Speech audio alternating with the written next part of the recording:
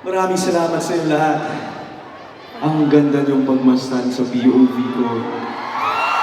Dagang salamat! Everybody, maraming salamat. Welcome to sarili nating mundo. Gusto ko lang mag-hi sa inyo lahat. Hi! Ako nga po pala si TJ Monterre. Nais ko lang magpasalamat sa inyong lahat na nandito. Alam nyo, feeling ko, nasa Cubao lang ako. Yung pakiramdam ng init ng pagtanggap ng mga Pilipino dito sa Dubai. Gusto ko lang mag-hi sa lahat ng mga nasa aking kanan! Yan! Kaliwa! Ang nasa gitna! Grabe to!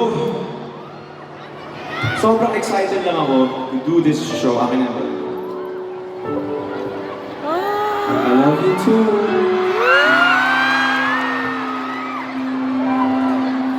Dali po akong kausap.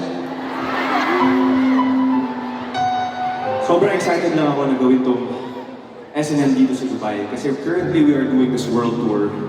And if I'm not mistaken, ito yung pang 24th show siguro namin.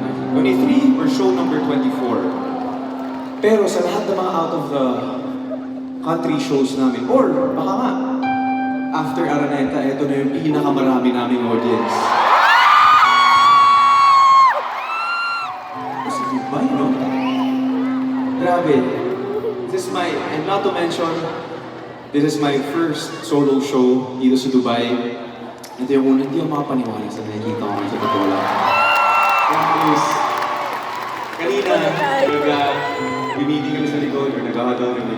Tapos, sobrang random namin yung ano, medyo may, alam mo, may kaba ng konti. Sabi ko sa relax ka lang. Kasi, excited na ka ba? Kasi excited akong makita kayong lahat. Ngayong lahat na nandito ngayon sa Coca-Cola Arena. Gusto ko lang din i-mention kasi na sa mga hindi nakakaalam ng storya ko, I'm a singer-songwriter from the Philippines. I started, siguro mga 2011, started my career. And maraming mga pagkakataon na, parang tingin ko wala nang nangyayari sa buhay ko. Wala nang nangyayari sa career ko. Uwi na lang kaya ako sa amin. Maghanap na ako ibang trabaho. Umabot na sa point, hindi ko lang po napanood yung ibang interviews namin. Pero umabot sa point na parang gusto ko naman tayo na lang din ng coffee shop kasi pangarap ko rin yun. Sabi ko, dito na lang ako, baka hindi ako para sa music. Pero yun nga, ang natutunan ko dito ay iba ang oras ng Diyos sa oras natin.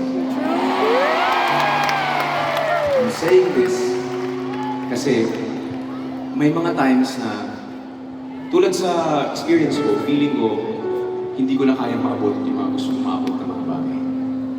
May mga times na hindi ko wala ng pag-asa, kapos na ako sa oras, hindi na kaya.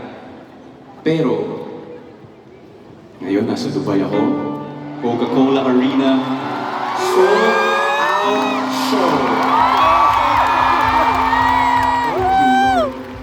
Grabe. Kaya wala ako ibang bibigyan ng glory ng lahat ng tao, kundi ang Panginoon. Kasi pinahiram niya lang sa amin itong stage ito. Sabi ko sa team kanina, lagi kaming grateful every time, everywhere we go. At sabi ko sa team kanina, guys, enjoy natin itong experience na to. Kasi ito yung mga tipong experience na hindi mo alam kung mauulit pa. Hindi ko alam kung magkakaroon pa ng isang DJ show sa Coca-Cola Arena. Kasi parang sobrang blessing na talaga to. Kaya ngayon, ine-enjoy namin every moment.